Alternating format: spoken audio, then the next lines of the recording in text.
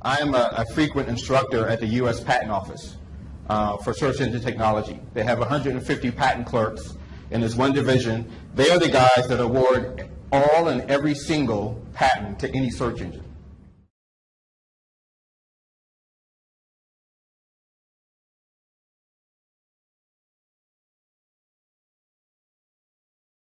So there's this cat and mouse game between the search engines and the search engine optimizers. And that's why they're always tweaking the system, always trying to make improvements so that they can do two things. One, so they can get that fresh and relevant content.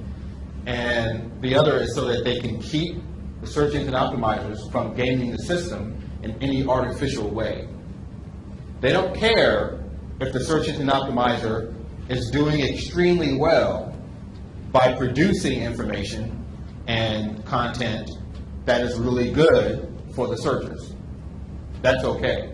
But if they're trying little tricks here and there to try to game the system, that's what they have to keep working against. Now what that means is every once in a while there's something that's really good, that's really effective, and it gets abused.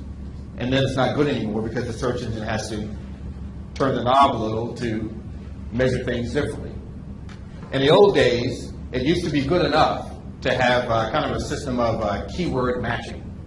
And so all you had to do is have your keywords in all the right places and you were fine. Well, it's clear enough that that got abused very easily.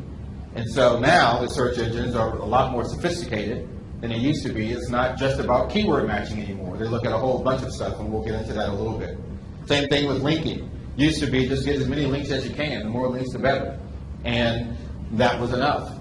And people started saying, hey, I know I can get links. I'll link to other people, they'll link to me. So reciprocal linking was the way to go. And it worked well for quite a while until the search engine said, well, people are kind of artificially inflating this and they're getting links from irrelevant places and they're trying to game the system here to inflate their link popularity.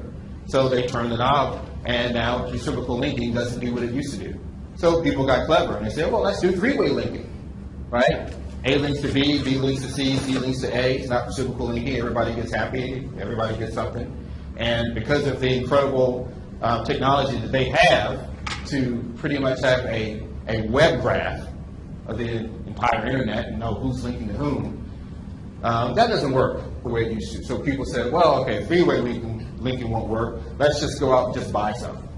Now we got to give them something. We'll give somebody some money and they'll link to us, and they'll be happy because they got money, and I'll be happy because I got a good link coming in. And of course, as I'm sure many of you are aware, Google especially is cracking down on trying to find paid links. And so those don't work as well as they used to. So this is just all to give you a little overview of this cat and mouse game that occurs. Now, sometimes changes happen not because they're trying to deal with SEO professionals or optimizers, but because they really need to improve their system. And that improvement causes problems. And that's what I'm going to talk about this morning. And the main improvement that I'm going to talk about is the personalization of search. And that is something where the results in the search engine, and this is not just Google, but pretty much everyone is doing this, all the top search engines, they get shuffled according to the personal profile or the user profile of the searcher. So instead of having a monolithic set of search results where everybody pretty much sees the same thing except for localization and things like that, now everyone sees a search result that's tailored to usually their interaction with the search engine, their user history. So if you've got an account, say with Google or Yahoo or Bing, and they're monitoring what you're doing, the search results are supposed to get better and better as you continue to search in areas that you're interested in. And the more you have activity there, the better those results are supposed to get.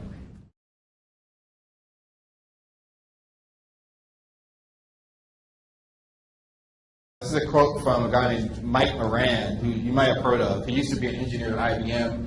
He co-wrote or co-authored a book called Search Engine Optimization, Inc. He said, widespread personalization will doom traditional rank checking.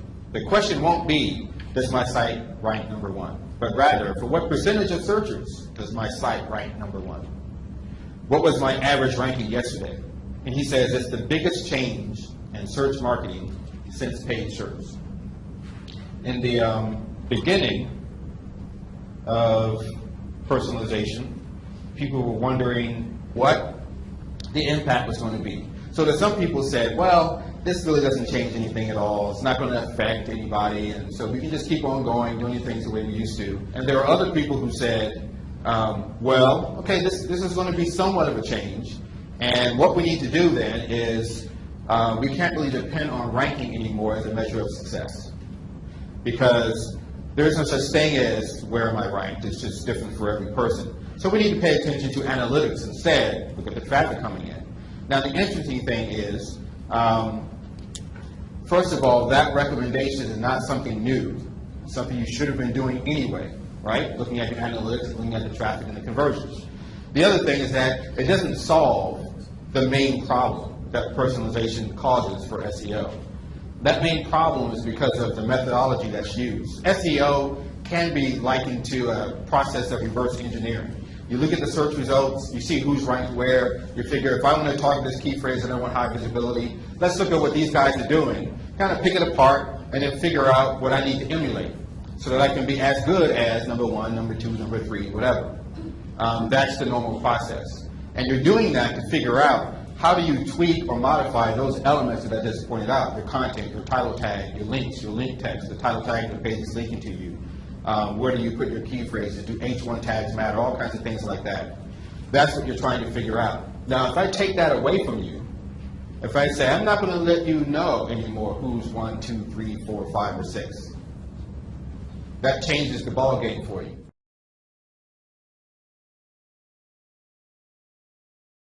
When you're going about this process of figuring out who to emulate, it's kind of a follow the leader type of thing. You don't really care about what's happening with the guy that's ranked number 90.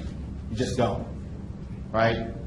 This process that you're using for gathering your information, your research, you're only concerned with the folks that are succeeding. And that's where you're gathering your research, your information. If you don't know who's succeeding, you don't know who to emulate. And you can look at your analytics all day long, and it's not going to tell you what you need to do to get the traffic from the search engine. It's only going to tell you whether your traffic is better than it was last month or worse, but it's not going to tell you why. So just looking at your analytics doesn't solve the problem. It does help you have a different measure of success. And my opinion is that always should have been your measure of success, not ranking, but what kind of traffic are you getting? What's the quality of that traffic? And what are they doing on your site once they get there? Always should have been that. Because for your client or for yourself, the bottom line is the bottom line. Doesn't matter if you've got 50% more traffic than you did last month and no more sales. Unless all you're caring about is branding or something like that. So, a third response to the introduction of personalization has been akin to the sky is falling, we're all doomed, let's find another business to work in. And for some people, the sky is falling. Those people are the ones who either through their technology or just through their practice of how they go about doing SEO are heavily dependent on traditional rank checking methods.